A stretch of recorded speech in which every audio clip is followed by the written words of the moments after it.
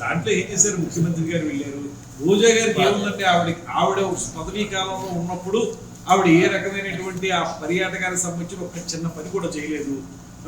మహా అయితే ఆవిడేమో ఉపయోగించుకుందేమో కానీ వాటిని ఏ రకంగానూ ఆవిడ ఒక చిన్న పని కూడా చేయలేదు. ఇవాళ దావోస్ పర్యటనకి ఉప ముఖ్యమంత్రి గారు ఎందుకు వెళ్ళలేదు అనేటువంటి మాట.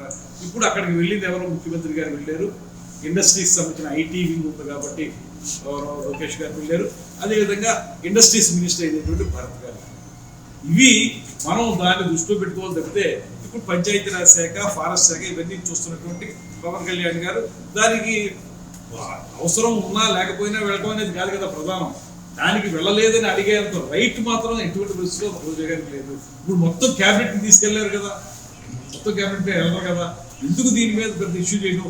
ఆవిడ ఏమన్నా చెప్పవలసి వస్తే ఆవిడ 5 సంవత్సరాల పదవీ కాలంలో ఆవిడ మంత్రిగా ఉన్నప్పుడు ఈ రాష్ట్రానికి ఏం చేసిందో చెప్పాను.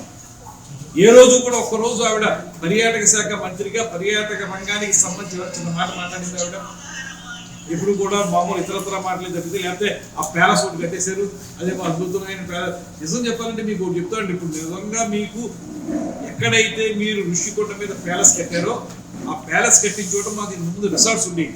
టూరిజం డిపార్ట్మెంట్, ఆ టూరిజం డిపార్ట్మెంట్ ఉన్నటువంటి రిసార్ట్స్ మాకు మొత్తం రాష్ట్రంలో ఉన్నటువంటి అన్ని రిసార్ట్స్ కంటే ఎక్కువ ఆదాయం ఇచ్చింది. చాలా ఆదాయం ఇచ్చేటువంటి రిసార్ట్స్ అవి పడగొట్టేశారు. ఇవాళ మీరు ప్యాలెస్ కట్టుకున్నారు మీ సొంత అవసరాల కోసం. మీరు అద్భుతంగా ఒక రాజప్రసాదాన్ని కట్టుకుని ఒక మహారాజుగా ఉండడం కోసం కట్టుకున్నారు. వీళ్ళందరూ సామంతులు మరో రకంగా ఉండడానికి మినిస్టర్లు వీళ్ళందరూ కట్టించారు. ఇవాళ దేనికి ఉపయోగపడుతుంది చెప్పండి? అది ఇవాళ దాన్ని మా పర్యాటక శాఖకు వచ్చే ఆదాయాన్ని మీరు పోగొట్టినటువంటి వ్యక్తులు. రోజా గారు పర్యాటక శాఖ మంత్రిగా ఏనాడు దాన్ని అబ్జెక్ట్ చేయలేదు. ఆవిడ ఇవాళ తగ్గుతున్నామా అని చెప్పి వారెందుకు వెళ్ళలేదు వీరు ఎందుకు వెళ్ళలేదని ఎలా అడుగుతుంది ఆవిడ? మీరు ఆ రోజు కట్టినప్పుడు ఆ ప్యాలెస్ కట్టినప్పుడు ఎందుకు ప్రశ్నించలేదు? పర్యాటక శాఖకు వచ్చేటువంటి ఆదాయం పోతుంది, దీనివల్ల ఇబ్బంది కలుగుతుంది అనేటువంటి మాట ఒక టూరిజం మినిస్టర్గా మీరు ఎందుకు నోరెత్తి మాట్లాడలేకపోయారు? ఇవాళ ఏదో 4 మాటలు మాట్లాడేస్తే ప్రజలు నమ్ముతారు అనుకుంటున్నారు. ఇలాంటి చొప్పదండు మాటలు మాట్లాడడం వల్ల ఏ ప్రయోజనం లేదు. మీరు ఏం చేశారో చెప్పి అప్పుడు మాట్లాడారు.